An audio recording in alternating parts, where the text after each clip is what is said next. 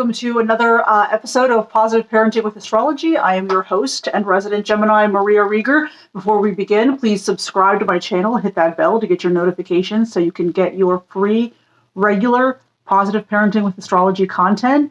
If you'd like to get on my mailing list so that you can get detailed information about the planetary transits and how those affect you, including the new moon and full moon cycles, you can click on the link in the video description.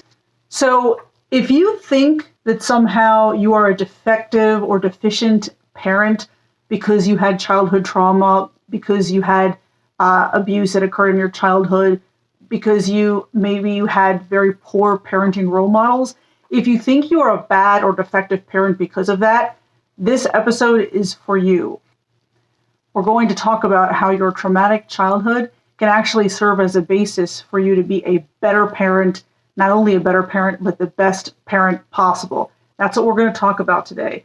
We're also going to talk about how you can rework and reparent yourself from and unlearn those childhood triggers and those ways in which you were negatively conditioned as a child. So I've hinted at this in other videos that I've done on this channel. I had a traumatic childhood. I experienced the death of a parent at around age 11. And obviously that was traumatic. I had, different step-parents, and also was a victim of emotional and psychological abuse, including regular gaslighting. And the terrible thing with that is that it makes you question your own intuition, like your own gut. So part of the reparenting process for me as an adult was learning to trust my own intuition, even when other people were trying to get me to do something else.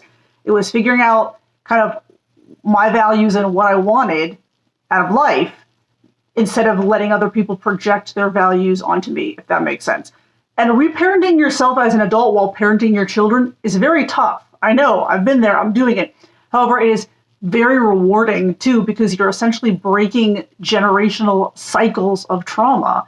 And if you've checked out the work of Gabor Mate, he's a physician who has done a lot of research into this area, kind of helping adults to recondition and reparent themselves after experiencing childhood trauma.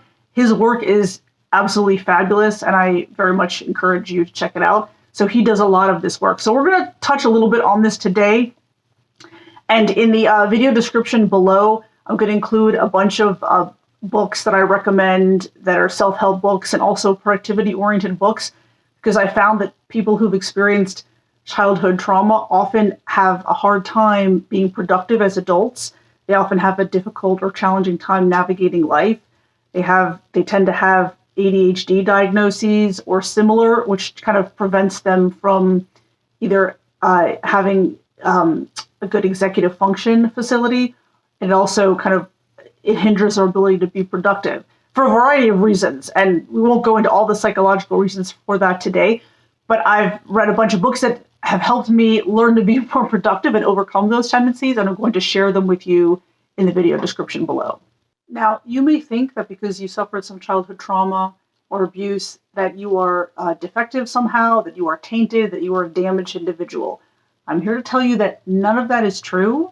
You are not what you suffered, right? You do not, or you may equate yourself with that, but you are not what you suffered. So it happened to you, but it does not identify you.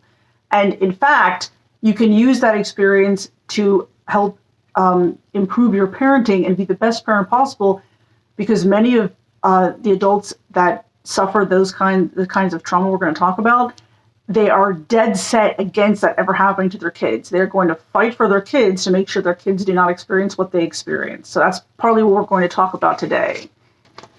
Childhood trauma it's tough to talk about, because when that whether it's psychological or emotional abuse or physical abuse, when that happens to kids, now kids obviously are very vulnerable. When kids suffer trauma and abuse at the hands of the parents, the people that are supposed to defend and protect the children above anyone else, that's especially troubling, obviously. And abuse and trauma can take many forms. Just because you did not necessarily suffer physical abuse from your parents does not mean they were not necessarily abusive. You can have a situation where children always had food to eat, clothing, they always had a roof over their heads, and there can still be abuse, right? So it can take the form of gaslighting, emotional abuse, And this is something that I think the past few years people have really started to recognize more frequently and more openly, because that kind of abuse, the psychological kind of torment, that's harder to see, obviously, and not everyone will see that. So, and my heart goes out to parents who are struggling to heal from that type of abuse, because that can be a very lonely process. I know, because that's what I'm doing, healing from that type of abuse, and it's a very lonely process, because if you talk to people who had good parents, they cannot fathom how parents could be abusive to kids, whether the abuse takes the form of emotional abuse, psychological abuse, or physical abuse. Even though reparenting yourself as an adult while being a parent to your kids is difficult, it is extremely rewarding. And kind of one of the things we realize when we're doing it is that we let go of all the kind of the small stuff. We just don't sweat the small stuff in parenting, because we know there's a lot more at stake, right? Okay, the first big step in this process is to realize and recognize and admit to yourself that you were the victim of childhood trauma, whether it was at the hands of your parents or not. That's tough, because obviously, as we suggested a little earlier, those of us who suffer that kind of trauma often tend to think of ourselves as damaged somehow, but it is necessary that you recognize that you suffered trauma in order to start healing from it, okay? It's very tough to do this if the trauma occurred at the hands of the parents, because you're admitting to yourself that those people who were supposed to love and protect you did not, that either they mistreated you for some reason, they wanted you to fail because they had their own issues, whether imposter syndrome or otherwise, and they also learned how to treat their kids from seeing their parents, how their parents treated them. So that's the first trick, is you have to step back and detach yourself from what you went through and realize and admit that it was abusive and work on healing yourself. And there are obviously several different modalities to do that, from psychotherapy, from self-help books, astrology. It's how a lot of astrologers came to astrology, is they were trying to figure themselves out after kind of working on healing from past trauma. We're trying to understand ourselves better, to know what we want out of life. If you do not recognize that the trauma that you suffered was harmful to you and work on healing it, you risk perpetuating the trauma with your own kids. Because this type of trauma, obviously, when kids suffer trauma, they have kind of this they constantly live in fight or flight, and their brains are almost consistently wired for survival. They're just trying to survive. And they carry on that conditioning in adulthood. So if you don't recognize that and deal with that, you carry on that same kind of tendency with your kids. And you may even perpetuate the same abusive methods with your children at worst, right? Worst case scenario. So we don't want to do that. We want to end the cycle of generational abuse and trauma. Again, it's difficult to do. If you want to be a better parent, that's the process. So one thing I want to emphasize with you guys is that I want you to trust in your own intuition. Do not let other people persuade you. That's one of the things that emotionally abusive people, including emotionally abusive parents, do, is they gaslight the kids. And this is a very sophisticated level of abuse. So the kids really, most of the time, don't realize what's happening. They have a feeling that something is off, but they can't describe it. But that constant gaslighting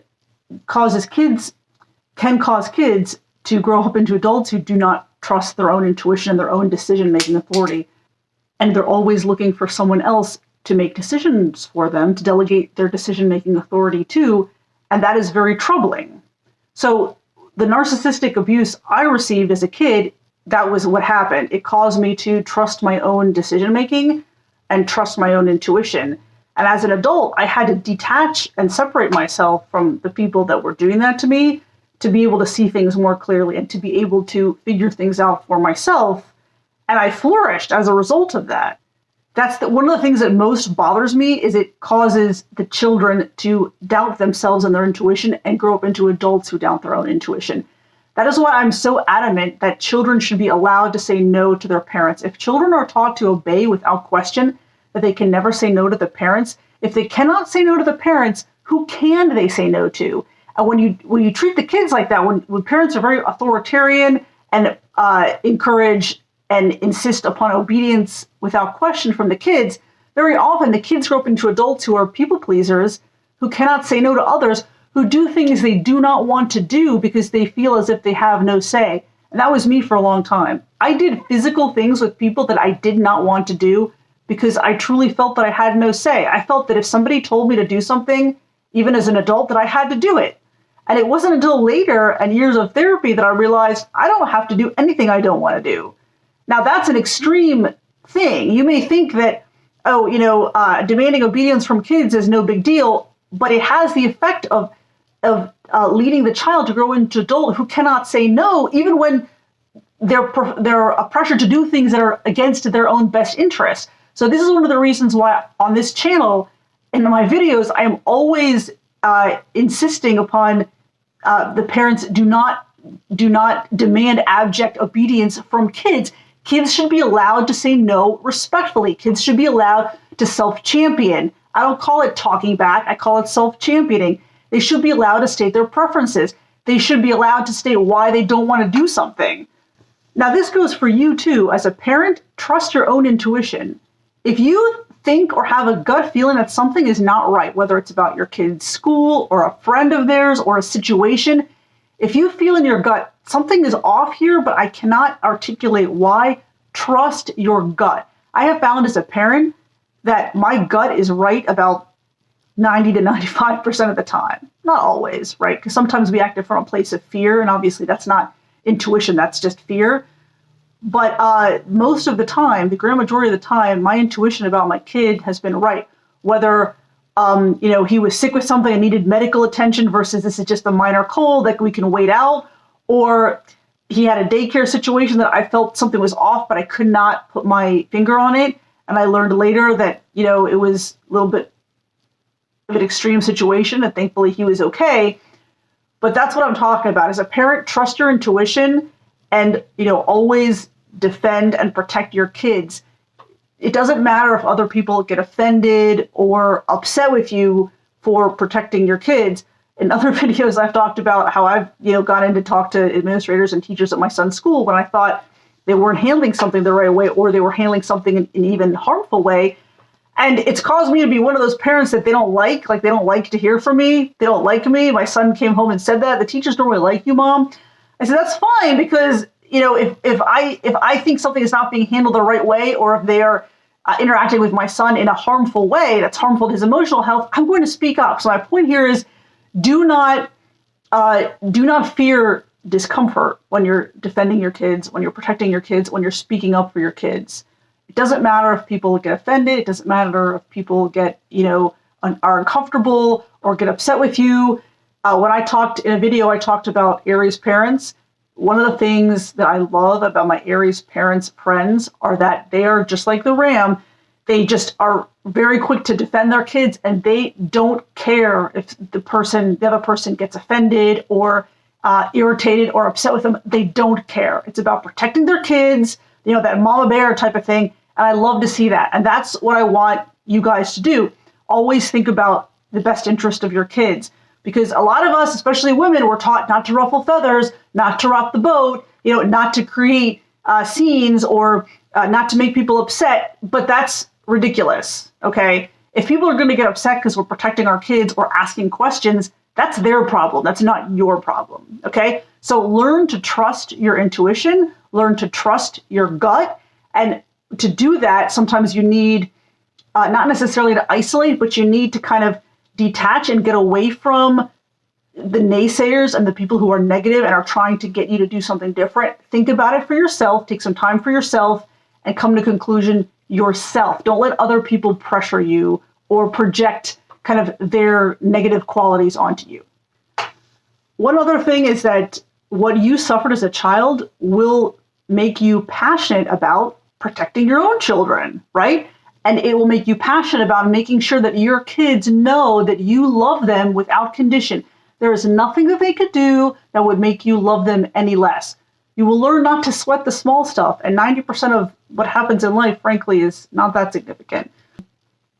You will let your kids know that their worth is not linked to anything external. Their worth is not linked to grades. Their worth is not linked to how well they performed at the school musical. Their worth is not linked to whether they get written up for, negative behavior or whatever at school.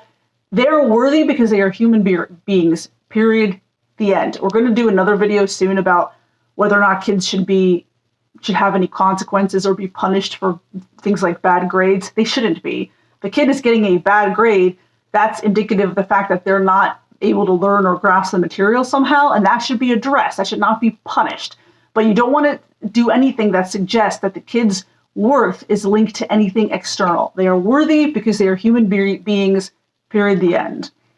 And I've talked about this in another video where we talked about ways to connect with your Scorpio child. As you know, I have a Scorpio child.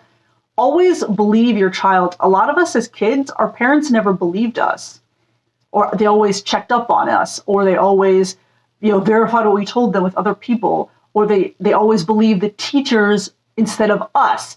And that really damages the parent-child relationship because it makes the child feel terrible, and it makes the child think that they're not trustworthy, that their word doesn't matter, and that's very dangerous.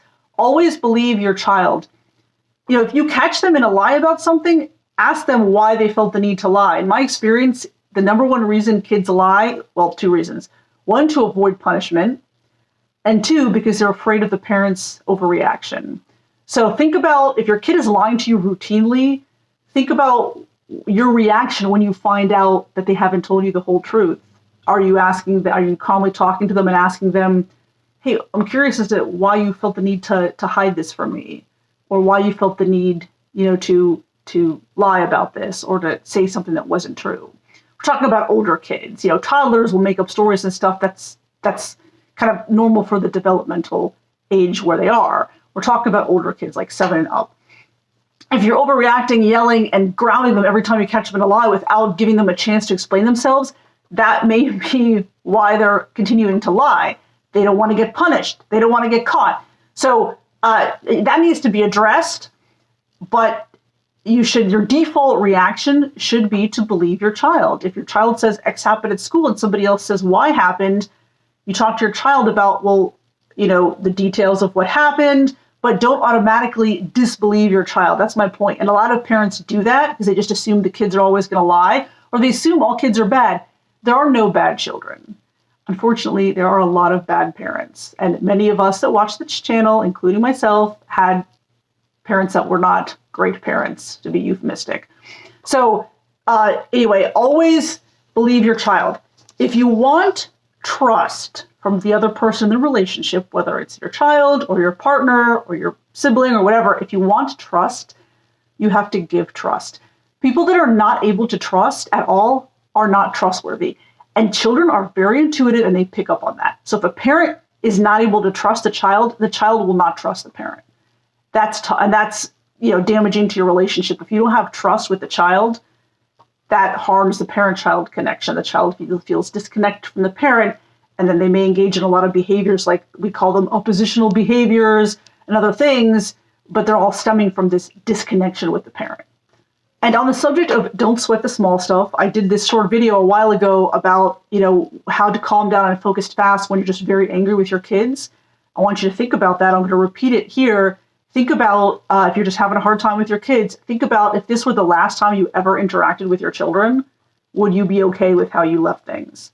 Okay, and this is especially important for when you're dropping them off at school on weekday mornings. The weekday mornings are always rushed.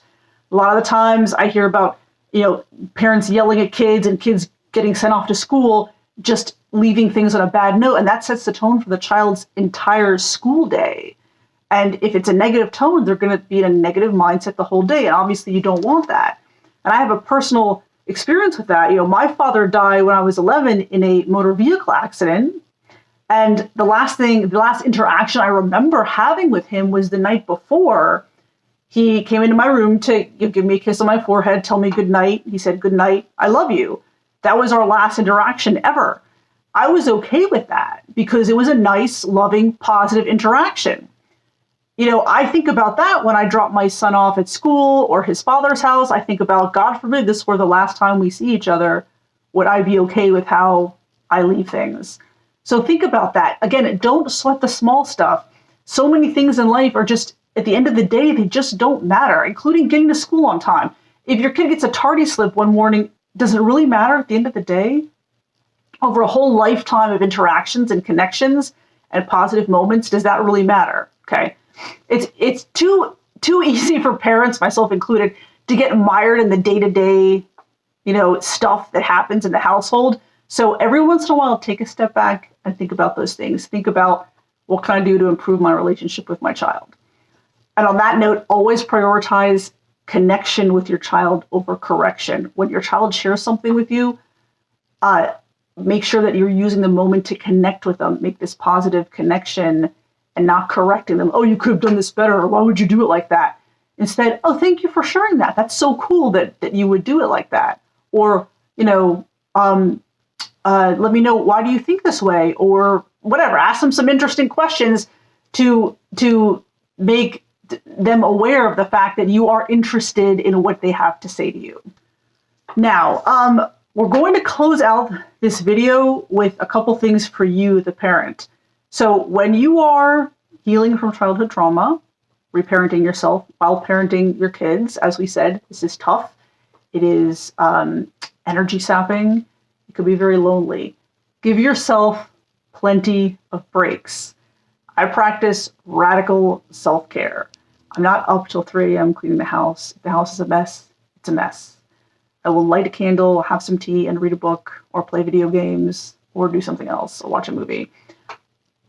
So prioritize your health over chores and things like that. I know it's easy to say so many of us are home all the time now, that our houses are in disarray pretty much all the time. Ours is.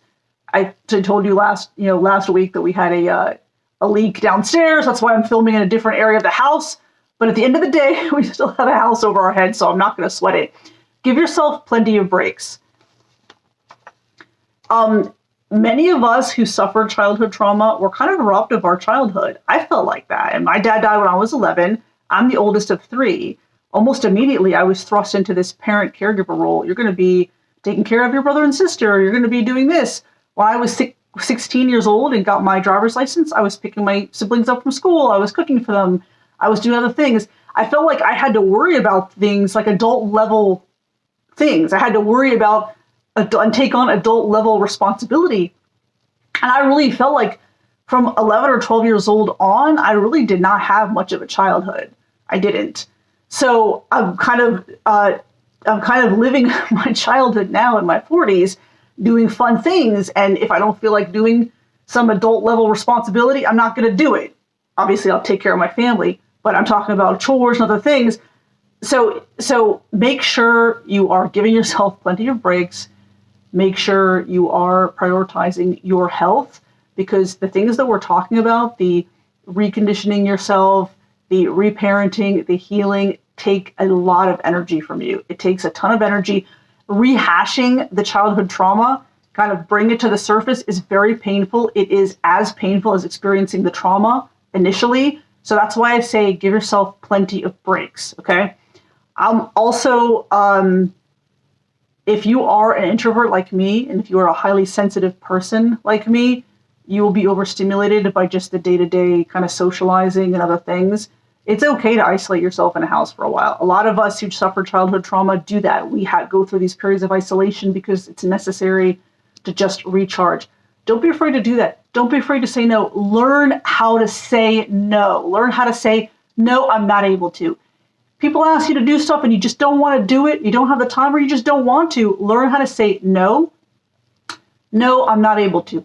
End of story. You do not have to over-explain anything. A lot of us who have these traumatic childhoods, we were conditioned to be people pleasers, and we are conditioned to over-explain. So I used to say, well, no, I can't do that because X, Y, Z. You don't have to explain anything about your life. Just say, no, I'm not able to, sorry, and that's it. Don't let anybody pressure you. If they pressure you, leave the room, hang up the phone. They get offended. I don't care. You can tell them that. Well, I don't care if you're offended, right? You have to protect yourself.